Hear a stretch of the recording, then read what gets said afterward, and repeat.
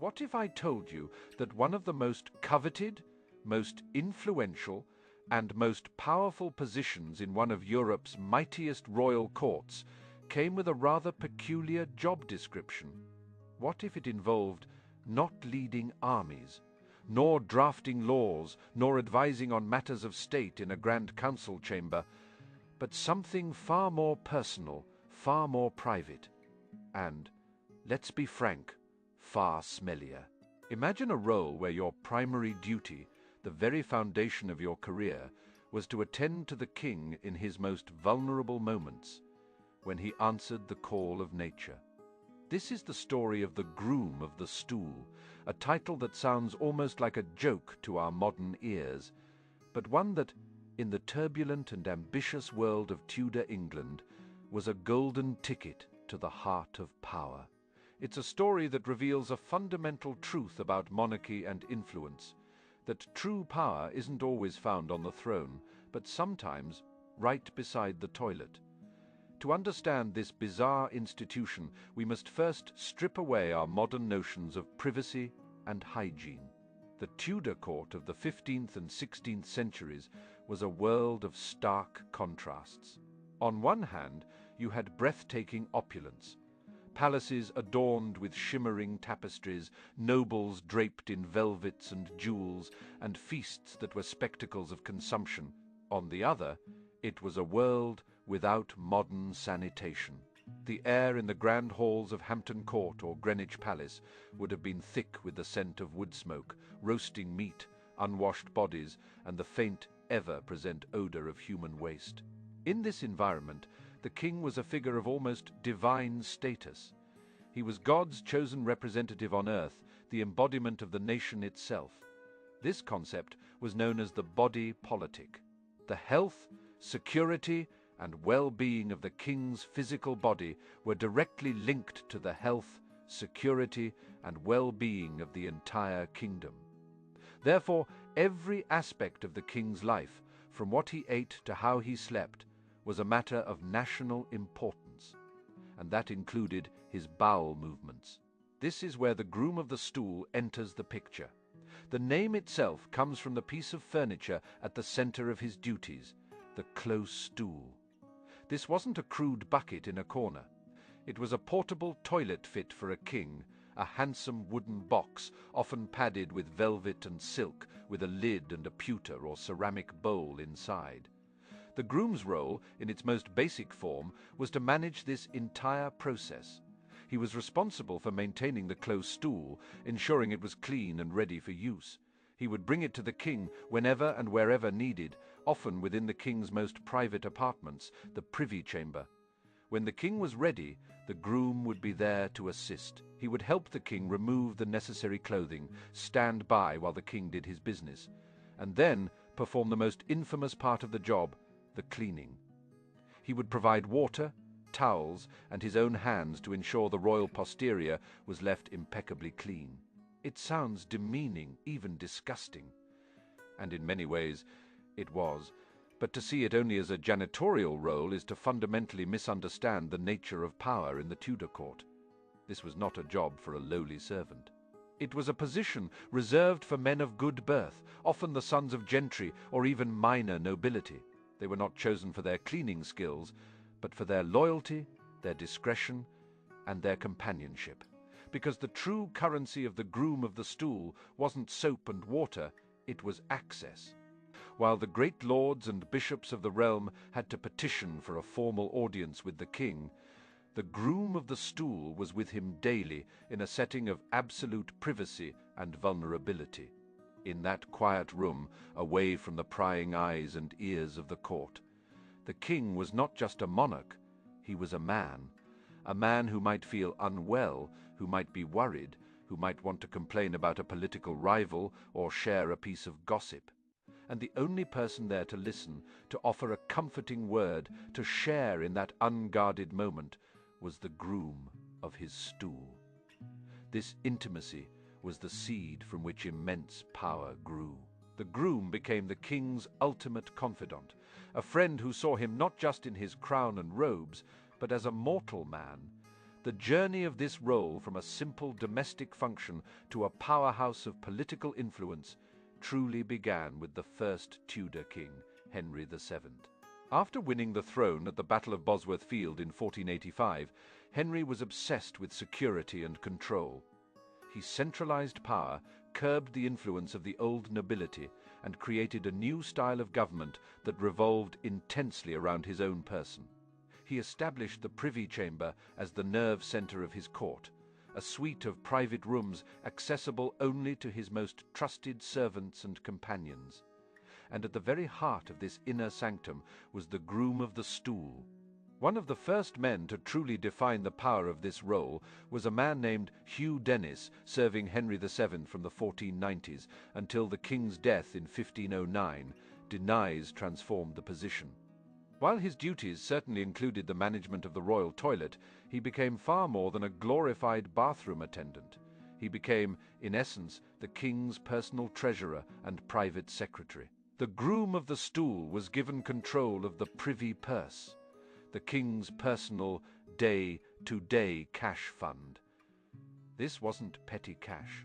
It was a substantial flow of money that operated outside the formal, audited accounts of the state exchequer. With it, the king could pay for personal projects, reward followers, dispatch spies, and fund ventures without parliamentary oversight.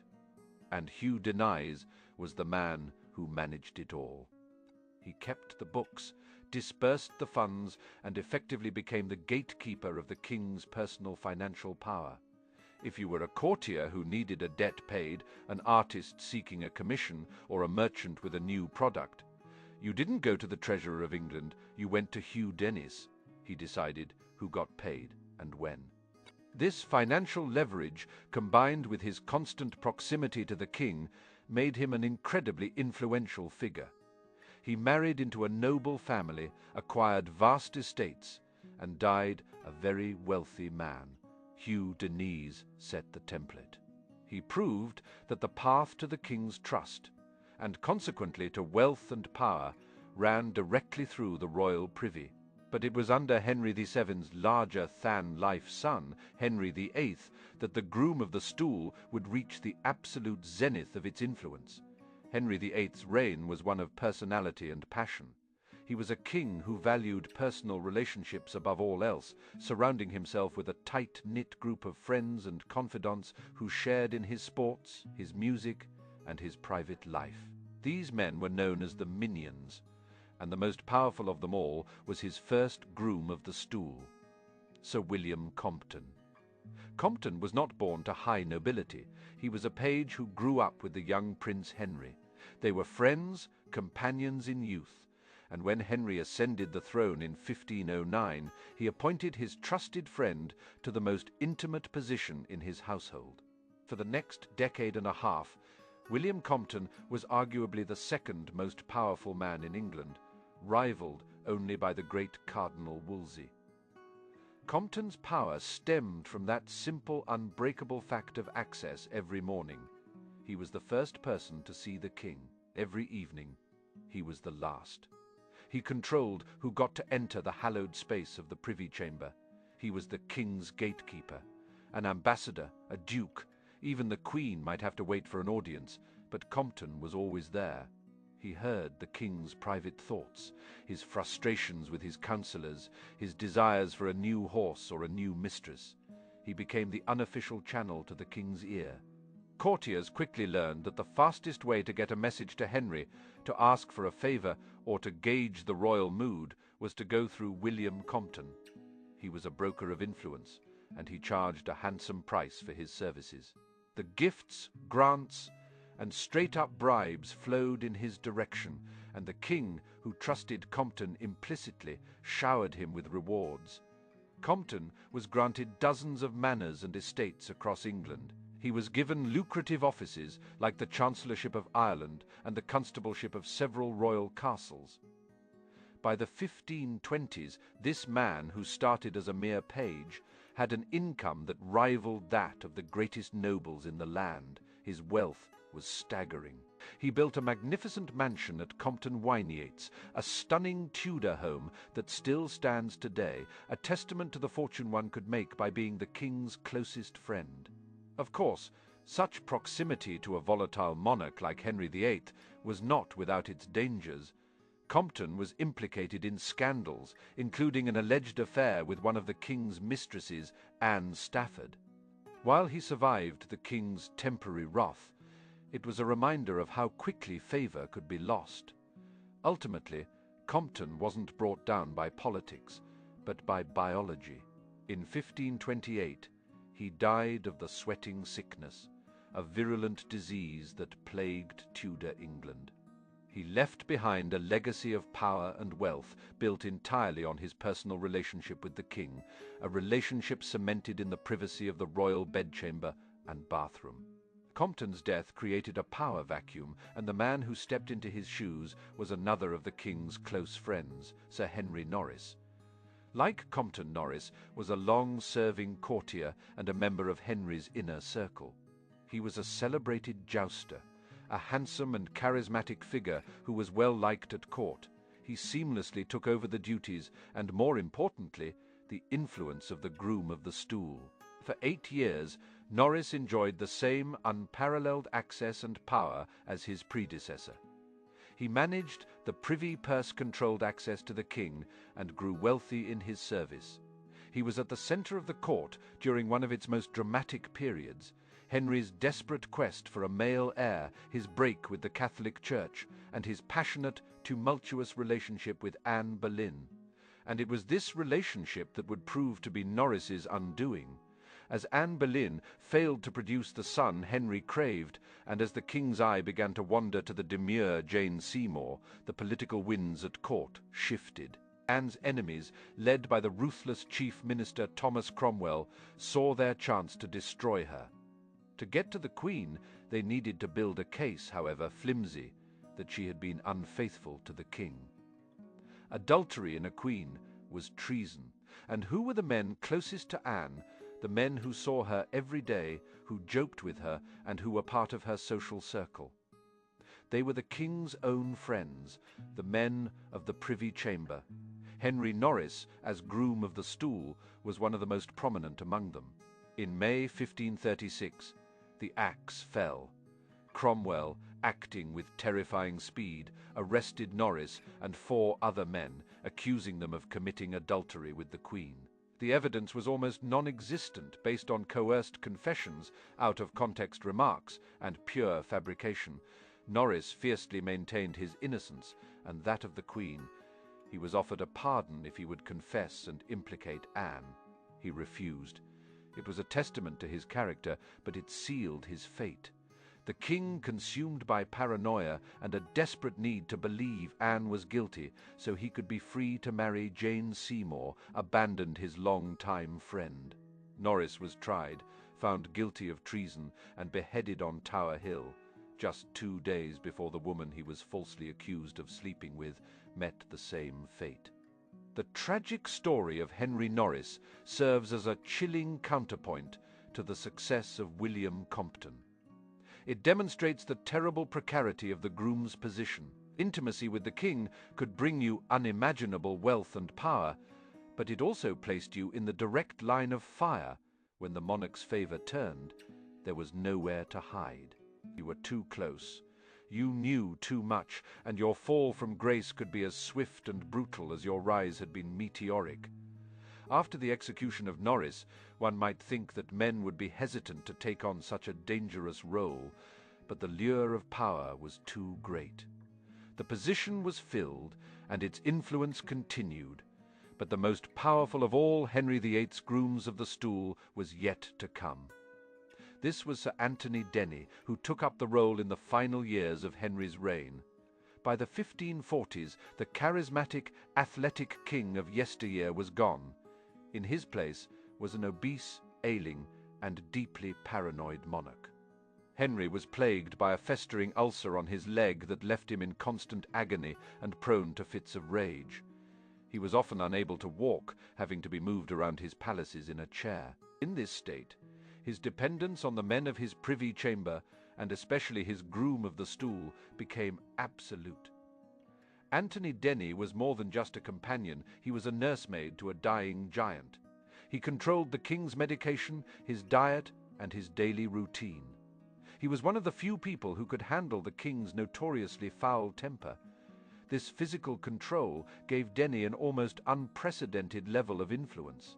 But his real power came from something else, something that demonstrates the incredible evolution of this strange office in his final years. The pain in Henry's hands often made it impossible for him to sign the mountains of official documents that required his approval. To solve this problem, a special tool was created: the dry stamp. It was a metal stamp that embossed a perfect replica of the king's signature onto a document, which could then be inked in by a clerk. It was, for all intents and purposes, the king's power distilled into a single object, and control of the dry stamp was given to a small group of trusted men, chief among them Sir Anthony Denny. This was a breathtaking delegation of authority. With the dry stamp, Denny could essentially act as the king. He could approve grants of land, issue proclamations, authorize payments, and sign death warrants. While he was meant to use it only on the king's express command, the potential for abuse was enormous. As Henry lay on his deathbed in January 1547, Denny's power reached its absolute peak. He was the ultimate gatekeeper, deciding who could see the dying monarch. More critically, he and his allies in the reformist or Protestant faction at court had control over the king's last will and testament. There is strong historical evidence to suggest that Denny and his associates used their access and their control of the dry stamp to make last-minute alterations to the king's will. They added clauses that strengthened the power of the Regency Council that would rule after Henry's death, ensuring it would be dominated by their own faction. They also added generous grants of land and titles for themselves. In effect, the man who had spent years attending to the king's physical needs used his position to shape the political and religious future of England. The Groom of the Stool, in the final moments of Henry VIII's life, helped secure the future of the Protestant Reformation in England. It is a stunning climax to the story of this office. A role that began with the humble private act of cleaning the king's bottom had become so powerful that its holder could alter the royal will and influence the succession of the kingdom. It's hard to imagine a more dramatic illustration of how personal intimacy translated into raw political power. So what happened to this extraordinary position after the Tudors? The role of Groom of the Stool was, by its very nature, a male one designed for service to a king.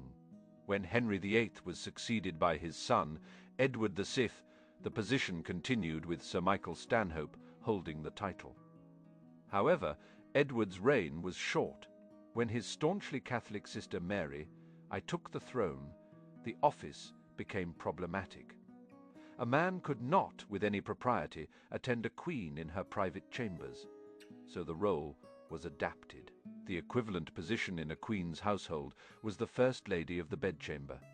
These were high-ranking noblewomen who performed similar functions of companionship and control of access, and they too became powerful figures like Cat Ashley for Queen Elizabeth I. When a male monarch, James I, returned to the throne in 1603, the role of Groom of the Stool was revived. However, something had changed. The spelling was subtly altered to Groom of the Stole. Stole referred to a long robe or garment, and the official duty was presented as dressing the king. This was a deliberate attempt to make the role sound more dignified, to distance it from its earthy, scatological origins. It was a cosmetic change that reflected a deeper shift in the nature of monarchy. Government was slowly becoming more bureaucratic, more formalized. While personal favor still mattered immensely, the raw, unchecked power that a Groom of the Stool wielded under Henry VIII began to diminish. The position became increasingly ceremonial. It was still a great honor granted to the highest-ranking aristocrats, but their influence was more social than political. They were no longer the primary gatekeepers or the king's secret bankers. That power had shifted to ministers and government departments. The role continued in this form for another 2 centuries, a prestigious but largely symbolic position in the royal household. Finally, in the early 20th century, during the reign of King Edward VII, the title was officially abolished and replaced with the less powerful Master of the Robes.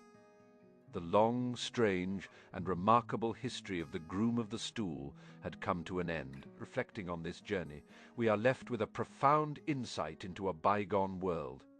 The story of the Groom of the Stool is more than just a historical curiosity, a funny fact about smelly jobs. It's a window into the very essence of personal monarchy. It shows us a system where the state was not an abstract entity, but was physically embodied in one person, to have control over that person's body, to share in their most unguarded moments, was to have a hand on the levers of the state itself. The men who held this office Hugh Denys, William Compton, Henry Norris, Anthony Denny, were not just servants. They were the king's friends, his bankers, his secretaries, his gatekeepers, and his nurses. They rose from obscurity to command immense fortunes and wield terrifying influence. Some died in their beds, rich beyond their wildest dreams. Others died on the executioner's block, a stark reminder that the closer you are to the sun, the more likely you are to get burned. It is a story that forces us to reconsider where history is truly made.